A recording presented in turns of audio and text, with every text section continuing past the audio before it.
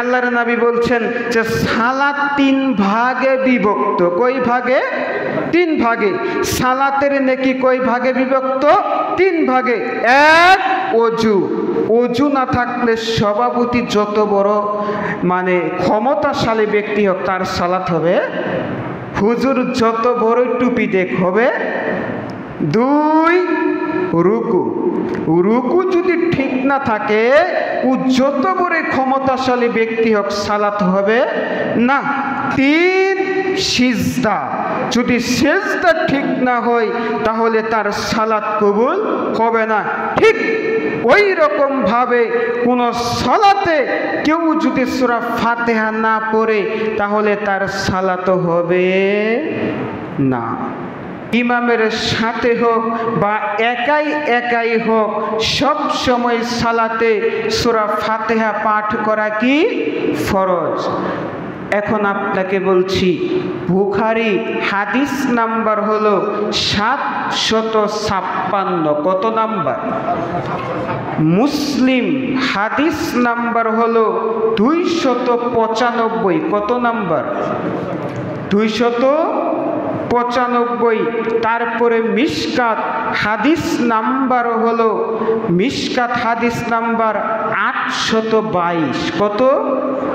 আল্লাহর নবী বলছেন, লা সলাতা লিমান লাম ইয়াকরা বিফাতিহাতিল কিতাব।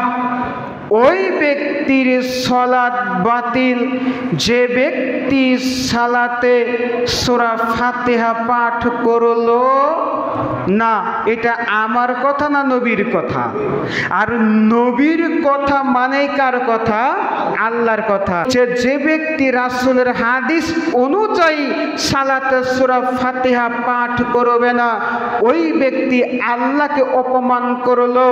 আর ওই ব্যক্তি যে ব্যক্তি আল্লাহকে অপমান করবে, ওই ব্যক্তি যত ইবাদত করুক ওই ইবাদত দিয়ে জান্নাত পাওয়া যাবে না। এখন আপনাকে আরেকটি দলিল দিচ্ছি। হাদিসটি পাবেন আহমদ। কি? আহমদে 250 নাম্বার হাদিস। রাসূল সাল্লাল্লাহু আলাইহি ওয়াসাল্লাম বলেন, যে ব্যক্তি সালাত আদায় করলো অথচ সালাতে সূরা ফাতিহা তথা উম্মুল কুরআন পাঠ করলো না, ওই ব্যক্তির সালাত অসম্পূর্ণ। অসম্পূর্ণ অসম্পূর্ণ কথাটি আল্লাহর নবী 3 বার বলেছেন। আর আল্লাহর নবী কোন কথা যখন একবার বলছেন তখনই কথাটা কি গুরুত্বপূর্ণ। যখন আল্লাহর নবী কথাটা 3 বার বলেছেন তার মানে এটা মানতেই হবে। এটা না মানলে আপনার কোনো আমল কবুল হবে না। তো আল্লাহর নবী এখানে 3 বার বলেছেন যে ব্যক্তি সালাতে সূরা ফাতিহা পাঠ করলো না ওই ব্যক্তির সালাত অসম্পূর্ণ। অসম্পূর্ণ অসম্পূর্ণ কথাটি 3 বার বলার পরে চতুর্থবার আল্লাহর নবী বলছেন যে এই ব্যক্তির সালাত পূর্ণ নয়। এখন আপনি বুঝতে পারছেন যে আল্লাহর নবী কথা বলছেন, তার মানে সূরা ফাতিহা ছাড়া কি হবে না?